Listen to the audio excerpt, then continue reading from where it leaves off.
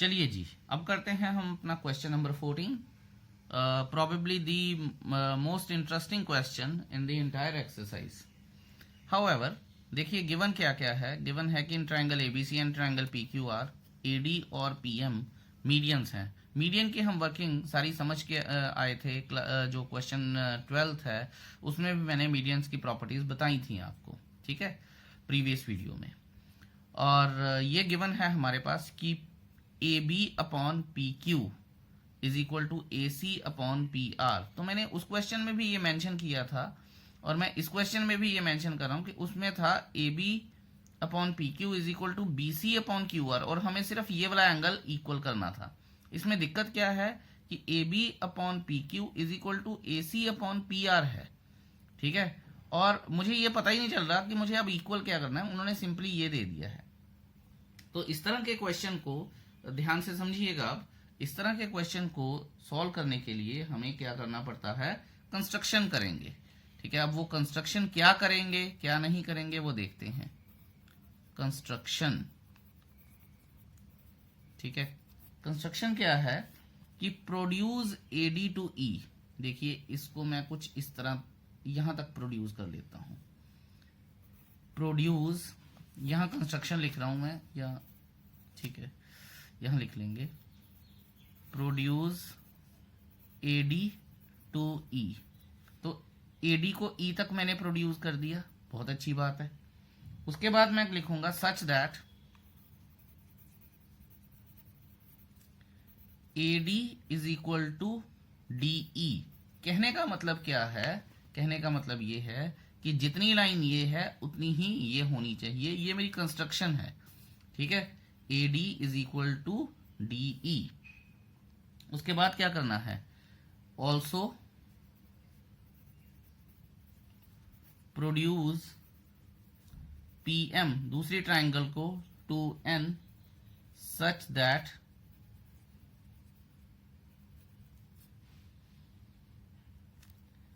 PM is equal to mn and join BE CE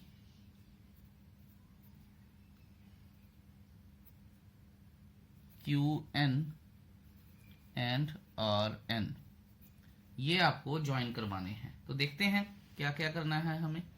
इसमें मैंने इसको ज्वाइन करवा दिया, ठीक है। ये मैंने रिक्वायर टू प्रूव लिखा है, ये बीच में आ गया, but word of caution for you. चलिए मैं तो सिर्फ समझा रहा हूं तो मैं कर सकता हूं, आप लोगों को ऐसा नहीं करना चाहिए। हो सकता है एग्जामिनर में गेट ऑफेंडेड और वो नंबर काट ले आपके, ठीक है। ऐसे करेंगे,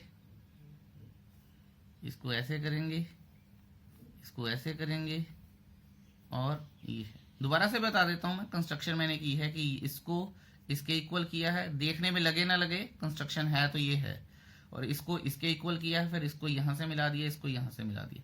अब आप ये देखिए कि कंस्ट्रक्शन से एडी और डीई इक्वल हो गए, ठीक है। और एडी ऑलरेडी मीडियन था, इसलिए बीडी और डीसी भी इक्वल हैं, ठीक है। मीडियन की property, I hope you understand that.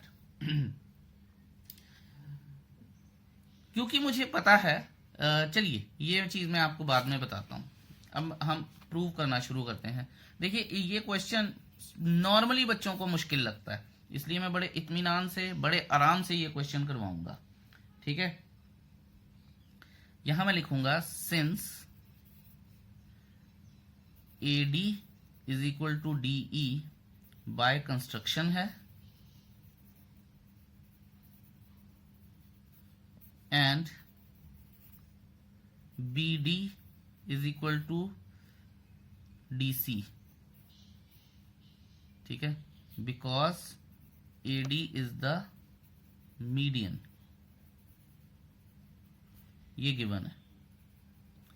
तो मैंने आपको ये बताया है कि अभी बता के भी आया था कि जब ये दोनों चीजें हो गई, therefore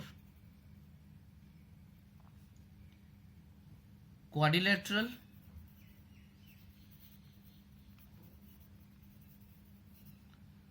ABC is a parallelogram. क्यों भला? क्योंकि BC बन गया डायगोनल और वो बाइसेक्ट हो रहा है, और AE भी बन गया डायगोनल और वो भी बाइसेक्ट हो रहा है।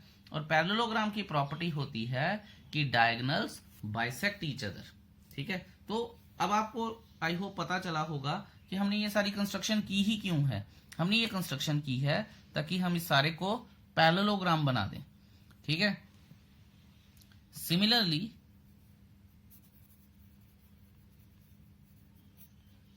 ठीक है, यहाँ पहले मैं इसका रीजन दे देता हूं, because diagonals of a parallelogram bisect each other.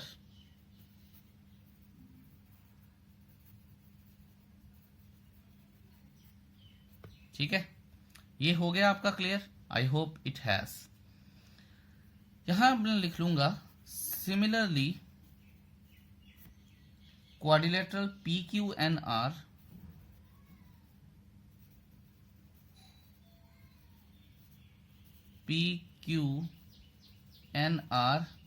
is a parallelogram।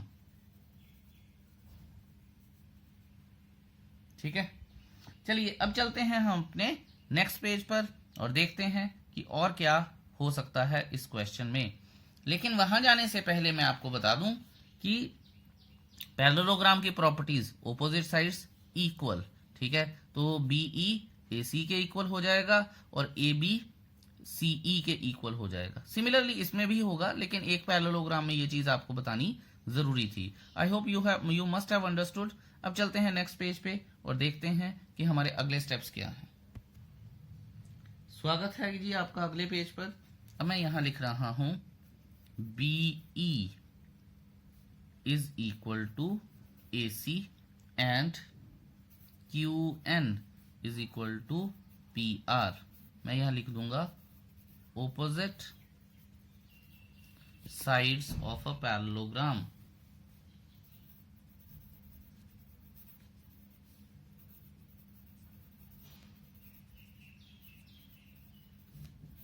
ये क्लियर है आपको? I hope it is. अब आप ये देखिए कि अगर ये इक्वल है तो डिवाइडिंग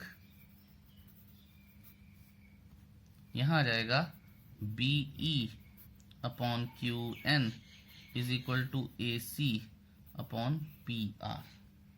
ये चीज क्लियर है? हाँ जी क्लियर है। नाउ अब आप ये देखिए कि मेरे पास गिवन क्या था, AB upon PQ is equal to AC upon PR। ये गिवन था। ठीक है, तो ये चीज मैं लिख दूंगा। ऑल्दो तीसरी मीडियंस भी गिवन थे, पर वो अभी लिखने की जरूरत नहीं है। ठीक है, यहां आप लिखना चाहते हैं, बेटर है लिख ही देता हूं मैं कि AD अपॉन PM। ठीक है, बाद में क्योंकि रेफर करते हुए आसानी रहेगी हमें। ये आ जाएगा 2 हमारे पास, ये आ जाएगा 1 हमारे पास। ये रेफरेंस आ गया। अब मैं लिखूंगा from 1 and 2।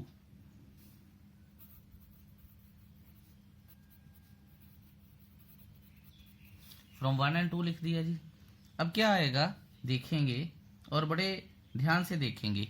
AB upon PQ AC upon PR है। ठीक है, और BE upon QN is equal to AC upon PR है, तो ये और ये कट जाएगा। तो AB upon PQ is equal to BE upon QN आ जाएगा। आई होप कि आपको ये समझ में आ गया है कि मैंने क्या किया है और क्या करने की कोशिश कर रहा हूं।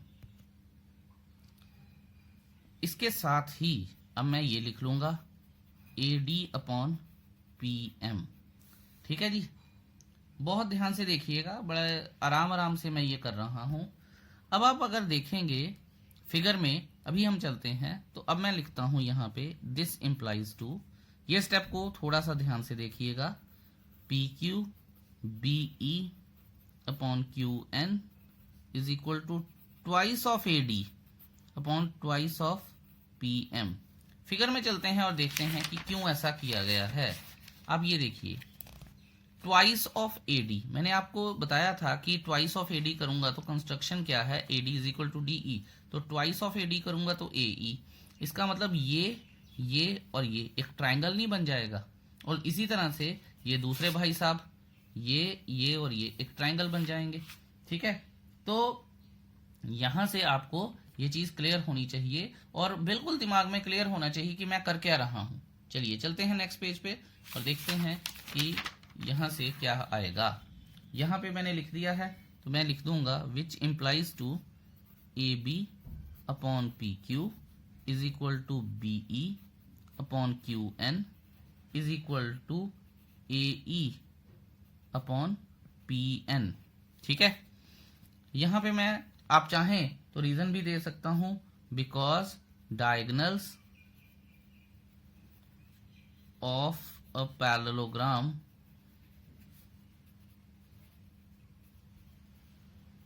बाइसेक्ट, ये मैंने रीजन दे दिया है। ठीक है, तो इससे मुझे क्या पता चला, इससे मेरे पास ये आ गया और ये भी आ गया है। ठीक है, तो यहां से फिर मैं यहां लिख सकता हूं therefore triangle A B E is similar to triangle P Q N. ठीक है, क्लियर है। अब आप ये देखिएगा कि मैं क्या करने जा रहा हूं, मैं नेमिंग करूंगा कुछ, और वो ध्यान से देखनी है आपको। ठीक है, नेमिंग क्या है हमारे पास कि ये वाला एंगल 1 है और ये 2 है, ये 3 है और ये 4 है। अब आप देखेंगे कि ये और ये दूसरी साइड पे ये और ये इक्वल थे। ठीक है, प्रोपोर्शन में थे ना, तो मैं बीच वाला एंगल इक्वल करने की कोशिश कर रहा हूं और ऐसे एस लगा दूंगा तो ट्राइंगल्स हमारे सिमिलर हो जाएंगे। यही मैं करने की कोशिश कर रहा हूं। और ये देखिए आप, यहां से ये हो गया। ठीक है, क्योंकि साइड्स इक्वल प्रोपोर्शन में है। ठीक है, यहां मैं लिख दूंगा when sides of a triangle are equal in proportion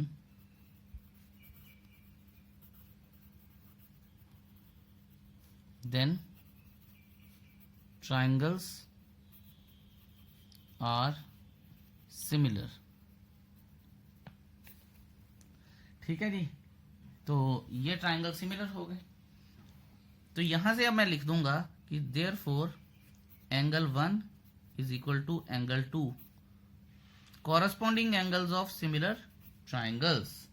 ठीक है, सिमिलरली मैं यहां पे ये भी लिख सकता हूं, similarly triangle A C E is similar to triangle P R N. Figure को जरूर रेफर कीजिएगा जो आप लोगों ने बनाई है। ठीक है, and angle 3 is equal to angle 4। अब आप इसको दे दीजिए 3 और इसको नाम दे दीजिए 4। ठीक है, फिर आप ये लिख सकते हैं कि एडिंग 3 एंड 4, तो angle 1 plus angle 3 is equal to angle 1 plus angle 2, angle 3 plus angle 4। ठीक है, तो यहां से आ जाएगा angle A is equal to angle P, and मैं यहां पे लिख भी दूंगा कि A B upon P Q is equal to A C upon P R. ये क्या है, ये गिवन था। ठीक है, therefore triangle A B C is similar to triangle PQR by SAS rule of similarity, hence proved. I hope आपको ये question समझ में आ गया होगा. ठीक है, अगर नहीं आया है, do get back to me. I'll make you understand once again. Thank you so much.